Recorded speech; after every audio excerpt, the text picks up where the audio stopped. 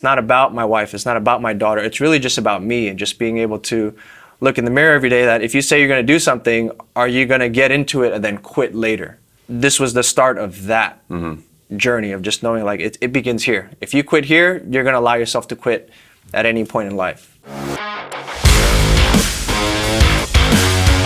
Hey, what's up? I'm Steve Eckert, United States Marine, entrepreneur, and instructor of the project. Welcome to the MDK Project Show. That's the Modern Day Night Project Show. This is a show about men in search of meaningful transformations in their family, fitness, finances, and faith so that they could reach full fulfillment in their lives through hardships and adversity, physical, mental, and emotionally, so that they could become even better husbands, fathers, leaders, and freaking men. Today I want to welcome a very special guest, a graduate of class 005. What's up, freak? How's it going, Steve? Andy Pho. Andy, just introduce yourself. Let us know where you're from, everything about you. I'm 32, grew up, and I'm back in New York right now. Tattoo artist based out of there, and we're looking to relocate to Austin.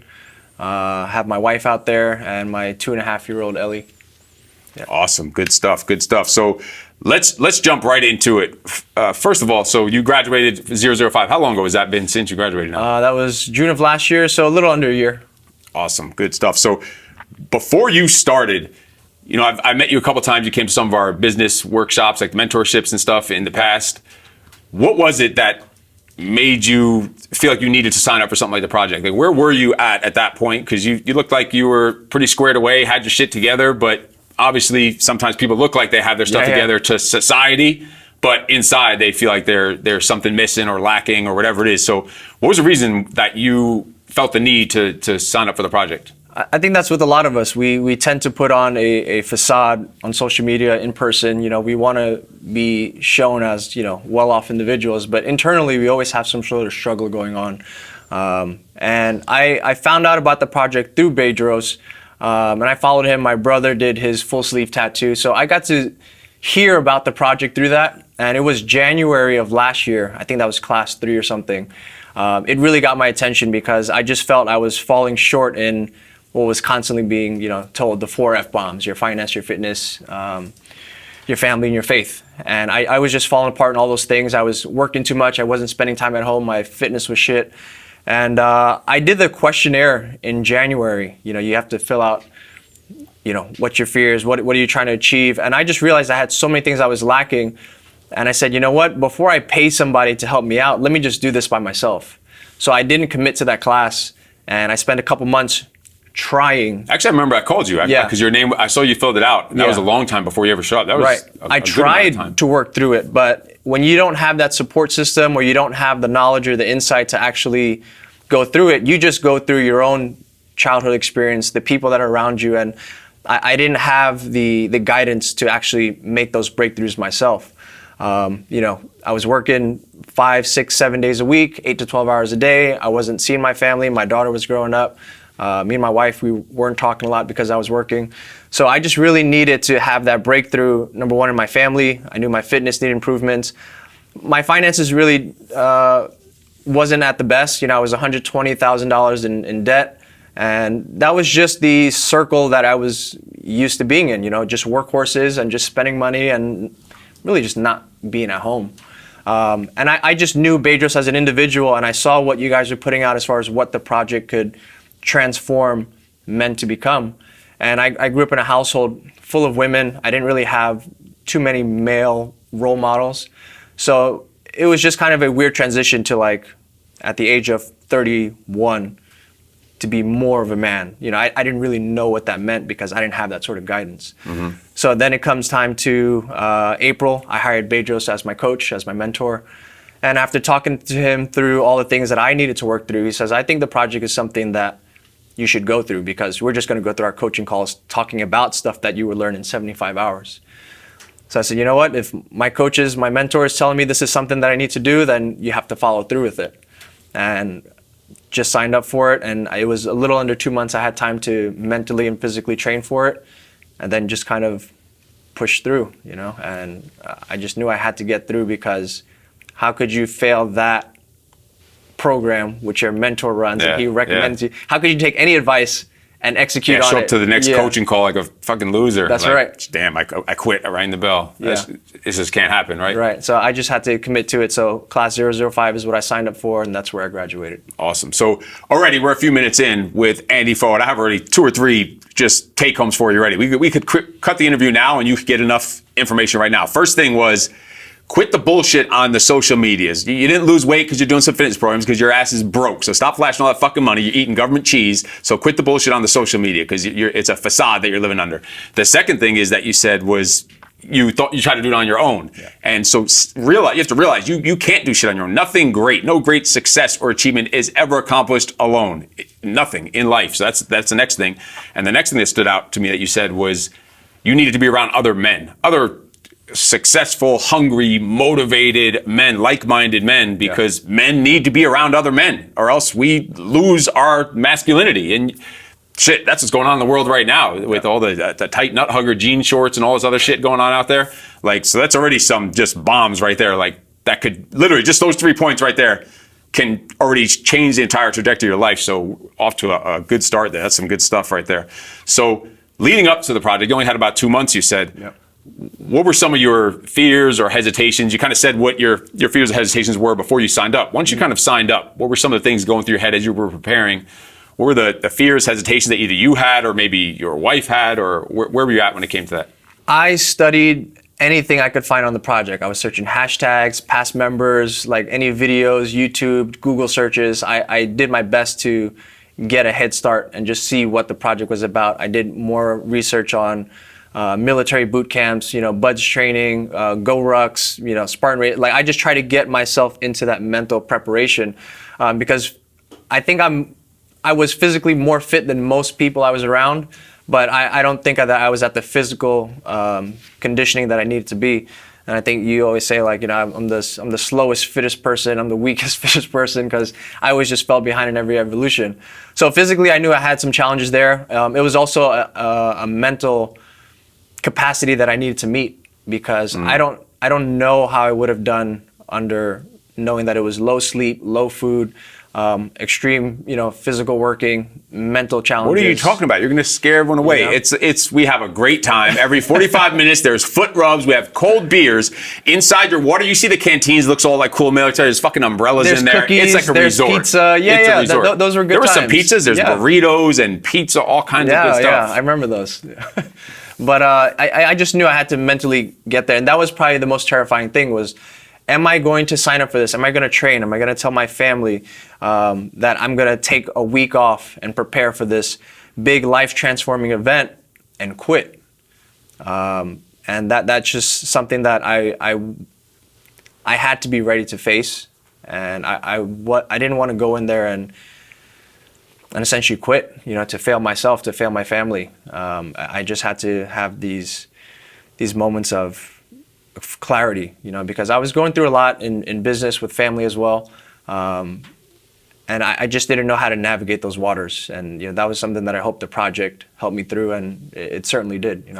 So then, and you just mentioned about getting away from work for a week. Obviously, if you're from your family for a week, that's hard enough, especially if you have a young daughter. That's tough to be away for a week. But then on the business side, you're a tattoo artist. So if you're not actually tattooing, you're not getting paid until you did start your coaching program. But right. Back then, I think your coaching program hadn't started or was just getting started, right? So it wasn't like a significant source yet of income, right? It was still just literally tattooing people. So we're laborers. If we don't do the work, we don't make any money. So how did you justify getting away for a week that you're not able to put ink on people's bodies? That's a big hit to you financially. How did you justify it to your wife and to yourself? And how did you even make that happen and make it doable? It's a time investment. You spend a week off for hopefully, if you pass, a lifetime of lessons so that you can be more efficient at your 4 F-bombs. And financially, it wasn't the biggest constraint, I think, again, minus being in debt. But if we just had to spend a little bit more to learn how to get out of that and how to be more successful in our business and in our fitness and in our family and our faith, I was willing to add just a little bit more onto that. Mm-hmm. And I think it was within 6 months, Bedros and the team has just been able to kind of coach me through making better decisions and just really pushing for what is necessary in life. So my wife didn't have an issue too much with the money aspect of it. it was just more so the time commitment of just knowing that she couldn't talk to me while I was there. She, one of the things that I was looking forward to is just kind of one of the evolutions, and this is probably a later topic, but I meditate on my death a lot, so just knowing that we're going to go through these evolutions, there's a possibility that you could get hurt or you could die. I could sprain my wrist and I can't tattoo anymore. It's a sacrifice, it's an investment that you're going to make in yourself that hopefully you're going to get through it. And my wife went through her own evolution of a week of not knowing how her husband was doing, so we all learned a lot through that particular week. But to justify that week off, it's just a lifelong lesson that you're just going to condense within 75 hours. That's awesome. Yeah, because we get men all the time that say, their relationship with their wife is fucked up. Their kids don't look up to them as their role model. Their business is struggling. And then they can't come to the project, they say, because they can't get away from work for a week because they have to do the actual work. And that will be the reason for not doing it. So what you're saying is you were forward thinking enough to realize this hit of just a week is going to be well worth it in the long run because I'm already need help in areas of A, B, and C. So this is going to be worth it. A little extra week hit on the salary is going to be more than worth the investment. Absolutely. Awesome stuff. Yeah, you don't pay that money for the 75 hours. You pay for the lifelong lessons and the relationships you build after the project. So you already kind of pretty much said it, but what was it that when shit got hard during the project, there's a time every man, no matter who you are when you're going through the project, there's a point that you're like, what the fuck am I doing here? Like, I'm ready to go home. Like, what was it that was your trigger, your button that you could push inside you mentally, emotionally that made you not quit? That when it got to those rough points, what was it that where would you go mentally to make you not quit? I had several. I think the easiest one was, Bedros is my mentor. He's running this program. How could you continue to work with somebody and quit? The other one was my family, to just, again, make the commitment to say, hey, I'm going to spend a week away to sacrifice that time from you to be a better man, a better person. To just know that, hey, I have to book a flight home early to tell you I tried and I quit. I think they would have said, it's okay, you tried, but how I would live with that is a whole nother thing. That's not okay. It's not okay. They could have said it's okay. It wouldn't have been okay for you. It wouldn't have been okay for them, even though they said it. That's just a woman trying to be nice. Right. It's bullshit. And, we're thankful for that kind of support, but I was just looking to dig deep down within myself of just knowing, how do I look, my daughter who was, 2 at the time, she wouldn't have known any better, but how do I look at her and tell her, like, it's okay to give up, it's okay to quit? Like, how bad do you want something? How much of a better person do you want to be? You have to be willing to commit to it and push forward through whatever it takes. So you have to live by example. And I think people will really see past, whatever you say and you put out on social media. If you're going to be that person that's going to do whatever it takes, then you have to live by example and just get through it. So the 75 hours was just that first taste into a new way of living, that project mentality. And past all of that, when things really get hard, it's not about Bedros, it's not about my wife, it's not about my daughter, it's really just about me and just being able to look in the mirror every day that if you say you're going to do something, are you going to get into it and then quit later? This was the start of that journey of just knowing, like, it begins here. If you quit here, you're going to allow yourself to quit at any point in life. And then imagine your 2-year-old daughter, if she's older, 7, 8 years old, in a soccer game, in a playoff game in a soccer league, and her team's down by 2 goals, and you're on the sideline. She comes over, she's like, "Daddy, we lost. I'm gonna quit." And you're gonna give her this speech about, no, it's never over. Do whatever it takes. Go out there. You can't quit. You have to just attack it. Go for it. You can still come back. Imagine giving her that speech if you had quit. It doesn't come from the heart. It comes from a false sense of, like, this is what you could achieve, but Dad, you didn't achieve it. And she may not say that because she may not know, but inside, like, there is a feeling of, like, you're kind of false. You're not true to what you just I'm a said. believer that the universe will, even at 2 years old, that the universe will send that signal to her, even as a 2-year-old subconsciously. I'm a believer in that. That definitely. Speaking of subconscious, I have to ask you this. We're going to get into some of the evolutions, and I want to hear about what are some of your favorite evolutions. But first, your class, we do a PFT test here in the beginning, right, when they start off, so they need to be fresh. Your class didn't do the PFT test in the beginning. So what we used to do when I very cordially greeted your group, we would do some kind of introductory PT. They're right there in the parking lot where I'm picking you up with the buses. And I'm new to California. I'm from New York. So I never knew what the ground is like or whatever. So I had you guys do some push-ups, right? And you were down there for a couple of seconds, and next thing you know, we're hearing like popping and we're smelling bacon and all this other stuff. Ooh and eyeing, yeah, it hurts. I'm like, what a bunch of pussies. Like, what is the problem? We just did like a few push-ups. Then you'd bear crawl, and literally we're like minutes into it. And it turns out the ground was scorching hot. It was June. No one gave me the fucking memo that in June you can't do a set of push-ups on the ground. Like that was totally not intentional. Yeah. That was just, so a lot of the guys got little blisters on their hands and stuff. How the fuck, everyone there had blisters on their hands. We get back, moving on to the next portion, and your hands are immaculate. Yeah. Not a scratch on them, nothing, like not a single fucking blister. And it's like you weren't doing the stuff, because I'm watching everyone. They're all on the ground. You were on the floor doing it. Yep. I still can't wrap my head around it. Like, what the fuck happened? How did you not get any blisters on your hand? And every single guy there did. That was hour zero. We just met you guys, and the first thing was get down and do push-ups. And everyone's oohing and eyeing, and it was just like, well, fuck it. If we have to do this for 4 hours, like, this is what the project consists of. If we have to do this for 75 hours, this is what it is. And everyone felt the initial pain of just a hot floor. And this is something that I picked up from tattooing, that when your mind says something hurts, it's going to initiate a physiological response. So you've been tattooed before. I know when clients are in pain because they'll start to swell, they'll bleed more, they'll turn red, and they just won't sit well. It was the same thing when we were doing those push-ups or through any evolution. The moment you hyper-focus on that pain, your mind is going to send a physiological response to your body saying, hey, this is not normal. We're going to blister, we're going to swell, we're going to bleed, we're going to turn red. I had to disassociate from that pain and mentally just look somewhere else and not even think about my hands. I was on the floor the same amount of time as everybody else.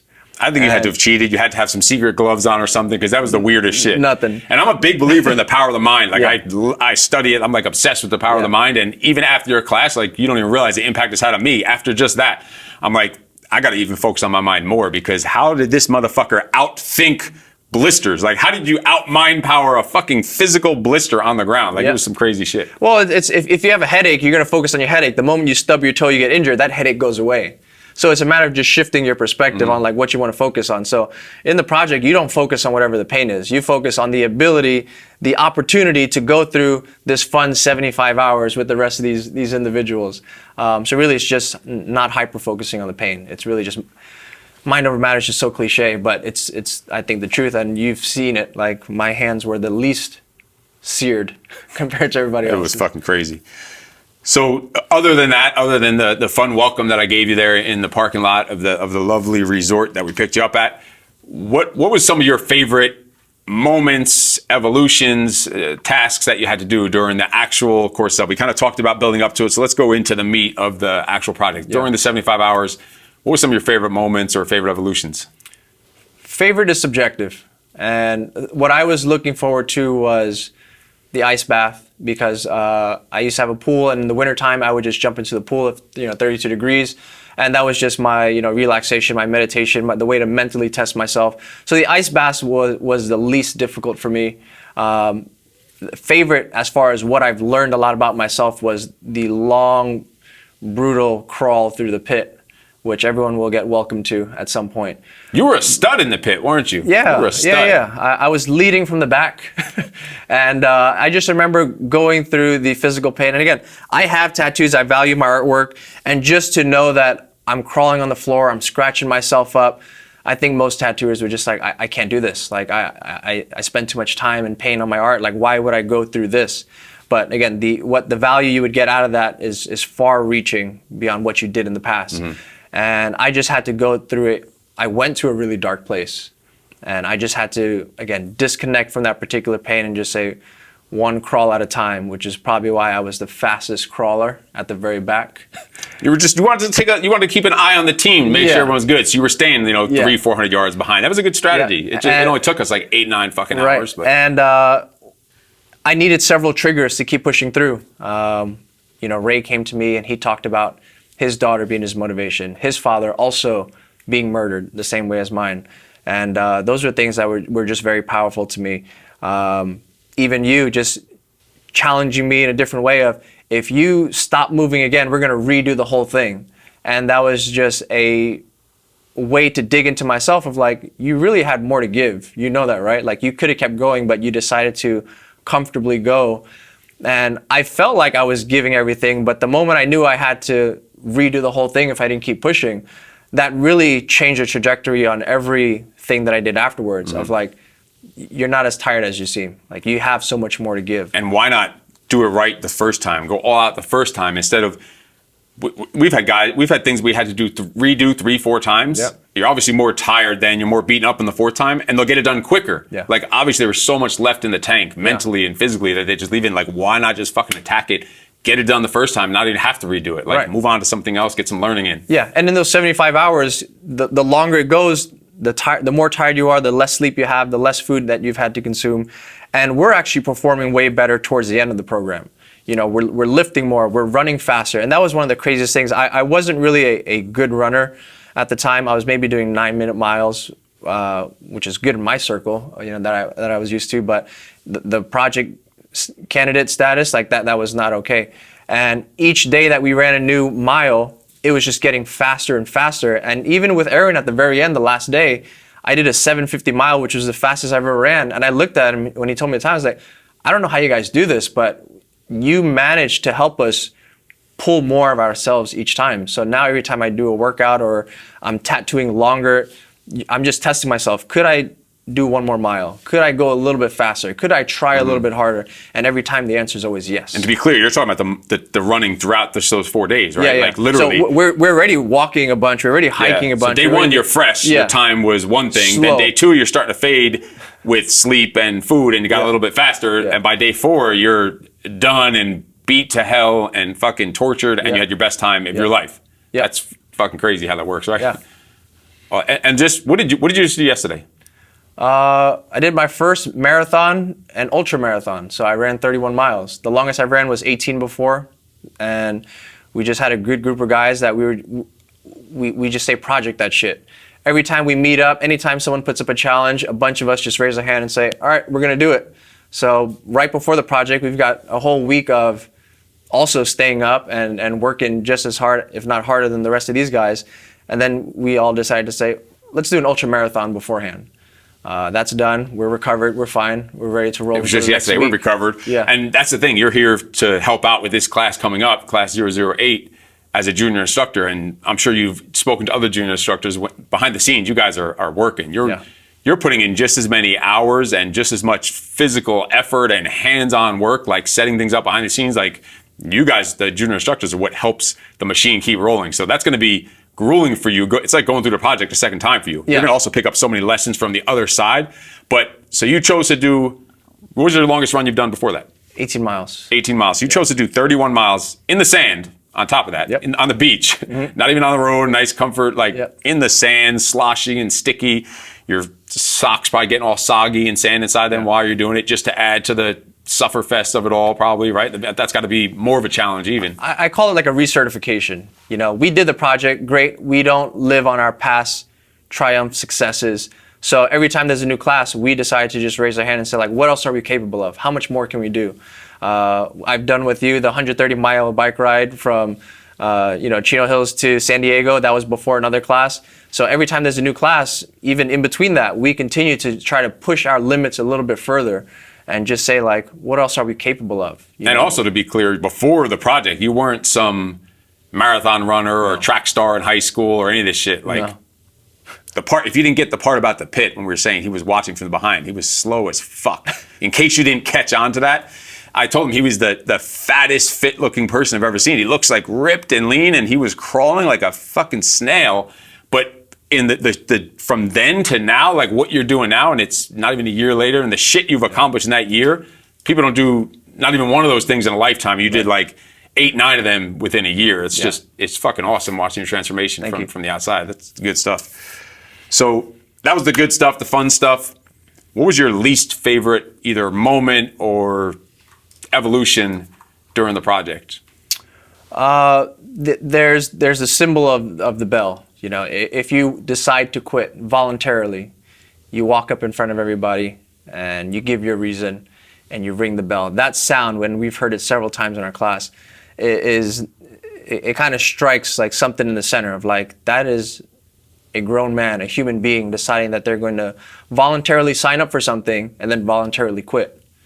How else are they going to continue to go through life and know that they're probably going to repeat that same habit? So ringing the bell came up twice for me mentally. The first one was in the pit. That was the least favorite. And we had to go to the pit several times. Good luck with the rest of the classes, because I said, man, if you make us go through the pit again, I don't know if I can make it. But as you get towards the end, you realize, again, we're capable of doing so much more. But when you're actually going through the 75 hours, it's a whole nother thing. So that was the first time that I really struggled. I had to find my reasons, my why, to be able to get through it. And I went through the list of, what made me not ring the bell. And the second one was when we had to do, the log carry, the long hikes, coming back. We asked the stupid question, and then we had to redo the log carry again. And just to know that you physically did something exhausting, and now you have to do it again. What kind of asshole would make you have to redo something over again? I don't even get it. So we had to walk past the bell again, and we were carrying the logs. We were already exhausted, and I was just eyeing the bell on my way there. And the moment I passed the bell, a switch happened, and I said, we're not putting this log down. This is part of the project. Like, this is part of life. This is the evolution. So we're going to go to the end and come back. There was no second guessing it anymore as soon as I passed that. That was the realization for me of like, I can never ring a bell again. So those were the two least favorites, because I thought about it. I mentally broke. But when you break down each evolution of what we did, it's not physically impossible. Like, you're not making us lift 1,000 pounds or anything. Just carry a log for X amount of time. Just crawl for X amount of time. You can push a little bit more. So everything else was difficult in its own way, but those were the two that I kind of broke down a bit, but redeemed myself and just kept pushing through. Awesome. And we didn't mention in the beginning, but you were the honor man of Class 005. There's always an honor man of each class where you are unanimously voted from your peers, the fellow graduates, and the instructors, and it has to be a unanimous vote, or else it just doesn't happen. So you're the honor man of Class 005. Congratulations on that again. That's just fucking awesome. You're just, even your transformation in those 75 hours, like from where you started to where you finished, was just awesome. And now a year later. So what were some of your immediately implementable things that you took home with you to the project? Day one, what are some things that right away, I know there was some longer term stuff that takes some while to kick in, but what were some of the immediate, like, tangible changes and impact it had in your life when you first stepped foot back home? Communication was the biggest thing. So I went into the project just with, some business, some financial issues, and I learned how to tattoo from my brother. So, we ended up having several conversations beforehand, kind of had a couple, little disagreements. It's just a difference in business and life philosophies. And after those several meetings, we had to have, one more meeting, to just kind of really clear the air. And that was another big reason of why I couldn't ring the bell, because that meeting was a Sunday after the project. So communication was very big, because I had to have a heart-to-heart and just kind of share what my thoughts were. I thought I was good at being a leader. I thought I was good at communicating, but the project exposes the weakness, and your inabilities there. So after the project on Sunday, we met up and, just spent 3 hours of talking, the first 2 hours of just going back and forth, and then the last hour just really having that breakthrough of just being able to be truthful and honest and just sharing who you are, what you're trying to achieve, understanding the other person, listening, being compassionate. I thought I had those things, but I didn't really grasp them fully until the project, when we have to give feedback for others, to receive feedback from ourselves, to be honest and to know what do we want to achieve out of this lifetime that we have to live, which is so finite. So when I had to go through that meeting, it was really just having the direct breakthrough of communicating with somebody who didn't quite understand me. Maybe perhaps I didn't understand him, but as brothers, like, we hugged it out, we cried, we understood each other. Like, we had that ultimate bonding that day, and everything was great at that particular moment. But, as I say, from there, everything else is history. So communication was the biggest one. And then I thought I was pretty good at communicating with my wife as well. But now, we tend to communicate even better. Instead of imposing my thoughts or what we should do, it's kind of humbling yourself and just, you're not right all the time. Just take a moment to listen, see what the perspectives are, and try to be a better listener, try to be more compassionate. And that was the number one biggest takeaway, was how to communicate, how to listen. So you graduated on a Friday and literally implemented it into some major areas of your life by Sunday, like right away. Yeah, it was family, finance, and faith. Those were like the immediate takeaways. And then the fitness was just a natural progression and evolution after that. Would that meeting you had on Sunday, would that have been possible or even been even close to the way it was if you didn't had just finished going through the project? It would have been possible, but the outcome may have been different. Right. Yeah. Of course. Good stuff. So now you're about a year later, what are some of the longer term effects after graduating the project? Like that was like immediately you went home and were able to implement like a motherfucker. Like that's how you do stuff. Take action. That's awesome. But now a year later, or almost a year later, what are some of the longer term effects? Because some things a month later probably catch in your head. You're like, that's why we did this certain thing this way, or that's how I should be reacting in this situation. Anything? How longer term impacts have you had since graduating? It's a matter of not being stuck in your own world and your own suffering, and just looking up and just realizing, we have a lot of blessings. There's a lot of things to be grateful for, and there's a lot of people who also need help and guidance. So instead of being stuck in our selfish world of, this is what we have to focus on, we can get more energy by looking up and helping other people. There was a lot of times in the project where, we get the wristband, that signifies that we're the particular leader of this particular evolution. And I've had my wristband taken away twice. That feeling is not good, to just have something revoked from you. So I just learned to like mentally not have my wristband taken away, to actually want to have that put on me. So it's constantly looking up and around and seeing who needs help, who needs guidance. And again, we always think we're doing pretty good until we have to face it on more extreme levels. But I've generally been pretty good at helping other tattooers, and we've bought books and gave them out and had book meetings and sharing techniques and whatever else it is. But afterwards, one of the things in the evolutions that we had to solidify was what were we willing to die for, And I know that feeling of not knowing what you want to do in life, to go through a career and not have the proper guidance or the proper information, to have to struggle. And I just made it my commitment of helping people find that route, that path. And in particular with my field of tattooing, there's abundance in tattooing. There's so much room for everybody to grow. There's enough clients for everybody. There's enough skill sets and information to go around. Now it's a matter of who are they getting it from and how are they going to get it. So I started to really put a lot of my time and energy into the mentorship program of just growing any tattooer who is on that wavelength of just improving themselves in every single aspect, and the idea of being a savage servant, to just serve another human being, of helping them become the best version possible. Now for this particular class, we have 3 tattooers from my mentorship program. One guy who's lost 150 pounds, another one who started to run every day, and another one who's becoming more open with communication. You need to be well-rounded in life to be good at your craft. So it's just a matter of helping people get those tools from like-minded people, or people who are elevated above where you're at. So that was what I was willing to die for, was to be a better person, to help guide tattooers to have a more fulfilled lifestyle and really become who they want to be. They don't necessarily need to do the project, but for those who are willing to do it, that's just that next route that they're willing to do.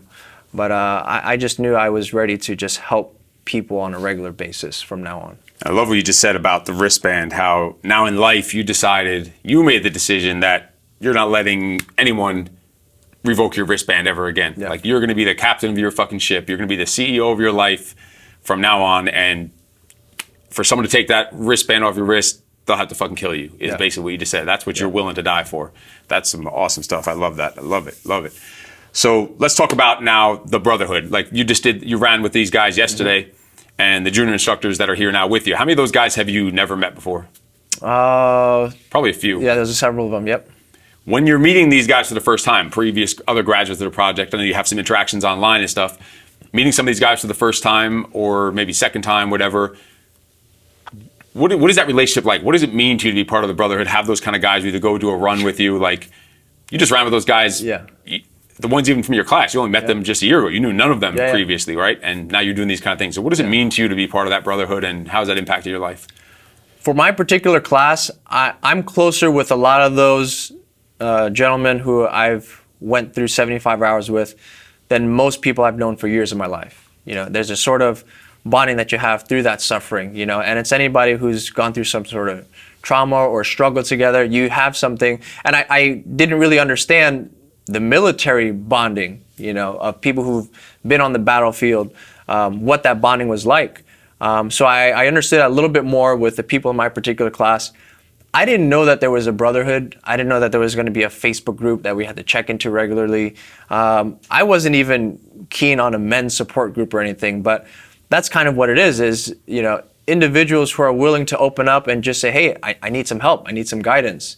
Other men who are willing to share their experience and their feedback and insight so that they can, with no other benefit other than to just want to help another human being. That's been very powerful for me, to just have that space to just share what, pretty much ranking our 4Fs. What is it like with our family, our fitness, our finance, and our faith? And if we're struggling, no one's ever perfect in all four. Once we're struggling with something, someone can kind of chime in, or you can have that one-on-one phone call with somebody. We can go on runs and we can talk about it. And those guys you just ran with yesterday, now I'm thinking about it. I didn't even realize yesterday, it didn't even cross my mind, because graduates are graduates. I know who graduated each class, but once we get together, it's like they're just a bunch of brothers, a bunch of family. There was that 4 of you from your class that were there, right? Yeah. And then one guy, Todd in Seattle, he ran a marathon just because we were running one. You know, so that's how connected our group is. When we did the bike ride, there was 6 of us. You know, when we go to Vegas, there were 7 of us. So out of the 9 of us that have made it, like, we typically always get together, and, you know, after every project, if someone junior instructors, we get on the phone and we just talk about, what did you learn? How are you growing? How are you going to apply this information?